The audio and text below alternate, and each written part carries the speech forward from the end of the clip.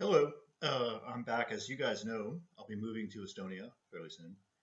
Um, this video, it might be a little bit disorganized, a little bit of a rant. It's about some of my feelings about America as I plan to leave. Both, as I said, the good, the bad, and the ugly. All right.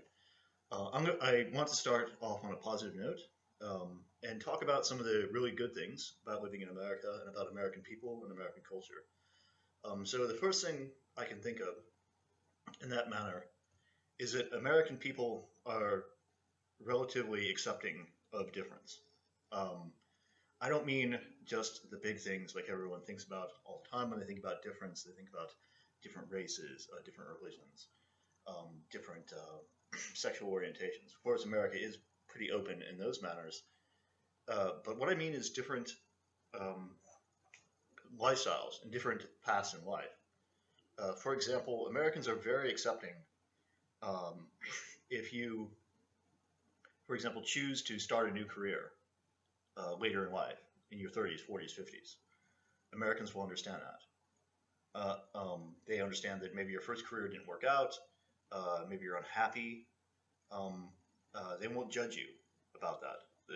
They're not very judgmental in that manner. For example, Americans are accepting of the fact that some people get divorced. It's just a fact of life.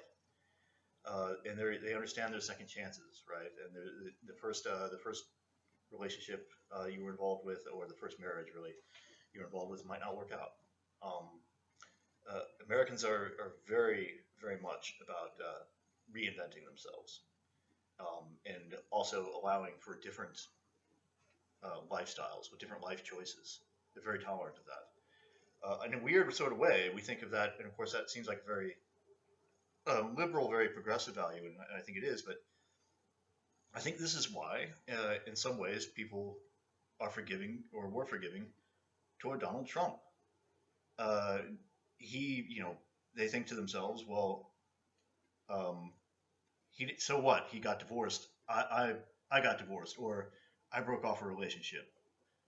They say to themselves, well, he bankrupted his business. Well, I bankrupted a business, or maybe not bankrupted, but maybe my first business failed, or my first career didn't turn out the way I wanted it to. So they're forgiving in that manner. And I think that has a lot to do, or has something to do with his success, especially with kind of working class white people. Another thing that Americans are another part of American culture um, that is quite good is that Americans are. We'll see the flip side of this when I get to the negatives. But Americans are also they're very respectful of other people's privacy. And again, that goes into the whole thing like you can make whatever choices with your life as long as you're not hurting other people. And it goes along with those same lines. Americans are they respect your privacy. They respect that. When I lived in Turkey, uh, sometimes I would come over with my girlfriend, and people, the people in the apartment would sort of gossip about it, and gossip is a bigger part of I think cultures, especially in Eastern Europe and Southern Europe, and I understand how that could get annoying. Your business shouldn't be always be your neighbor's business. I'll get to the flip side of that because that has a negative side too.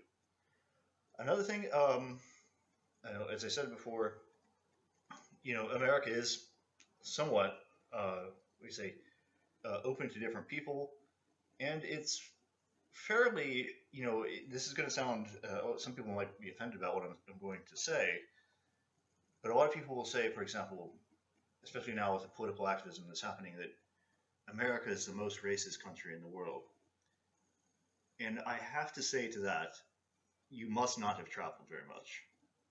Um, it might be just a superficial politeness, it might be political correctness, but you don't hear some of the things that heard from Turks or Russians. You don't hear that so much in America. For example, when I lived in Turkey, I was having a conversation, and I told one of my Turkish colleagues, I said, I'd really like to visit London, and I asked him, what about you? And he said no. And I asked him why, and he said, because there's lots of black people in London. So you hear things like that in Turkey. People will say something like that just outright, where you don't really hear that as much in America. Again, maybe people are thinking it. That's completely possible, but I don't think that you would hear something like that as much. And I mean, other countries, to be honest, are just not very accustomed to different people, or ethnic diversity or religious diversity. But that's something that we kind of take for granted in the United States and Canada, and more so in Britain, even a little bit more in Britain now, even today. Um, so it does seem that we are more self-critical about that because we do have minority populations, but in other parts of the world are much more socially conservative and are much more wary of difference, whether that's ethnic difference, difference in lifestyle, difference in culture. They're much more concerned with that. Now, we're going to get to the negatives. One of the big problems that I have with the United States is, frankly, everyday life. And I'm going to get to what's going to sound like an idiosyncratic critique, but I think it's one that is kind of underestimated. And that is how much the driving culture, the automobile culture, the sprawl of American cities actually has an effect on the quality of life of the American people. For example, if you're a working poor person, you have to have a car. That's the only way you're going to hold down a job in most cities. Now, there's some exceptions like New York, Washington, D.C., maybe Chicago, but Philly, Boston. But to be honest, most of the time you need a car. So that means that if you're a working poor person, you have to pay for insurance, registration, you have to buy the car in the first place, and that's all money. Now, it also affects our lives in many other ways. For example, there's lots of fatalities on the road, both from drunk driving and sober driving, and people texting and being idiots, right? It also just is unpleasant. For example, today I was driving here in Atlanta, and Atlanta is notorious for its bad traffic. Only LA is probably the only worst city here in the United States, to be honest. And so I was driving today. I couldn't make my turn, so I had to go all the way around to the next stop. I tried to kind of make a U-turn in the subdivision. Then I found out the subdivision is a gated community, so I have to back up, do like a 3-point turn, take a right, and then go back again to go where I was supposed to go. It's just so frustrating. And here in Atlanta, you can stick in traffic. Sometimes, not even during rush hour. It can be 3 o'clock, 2 o'clock. You wonder, don't these people have jobs? What's going on here? And you can just be stuck in traffic. And it's really unpleasant. It's one of the reasons also, the driving culture, it's one of the reasons why Americans tend to be overweight. People don't walk anywhere. People don't move their body through space. It's so dependent on the automobile. People are kind of set up to fail that way. Unfortunately, that's true. Another part, and it kind of goes along with the long commutes and the automobile culture, is the American lifestyle can be unpleasant in the fact that, yes, Americans and middle class Americans still make how do you say? It's still a wealthy country in that sense. The middle class is still relatively prosperous, but that prosperity is stagnated. And another kind of issue that we've had, it's very difficult if your company doesn't have a good policy for vacation time, or your company doesn't have a good health plan. Sometimes it's difficult to compensate for these things. For example, when I lived in Turkey, I had 28 days of vacation. Most Americans don't get that. They get maybe 14 days of vacation through their company policy, and sometimes they're afraid to even take that. They're afraid they're going to look less productive. And again, this is time that I don't think that most people, maybe there's a tiny percentage of people that really love their work, and they just get tied up into it, and they're obsessive, and that's their life. Their life is their work. But I think most people aren't like that. That's not what most people want in life. I think they want to spend time with their families. If they're a family type person, they want. If they're not, they want to spend time with the things they're passionate about.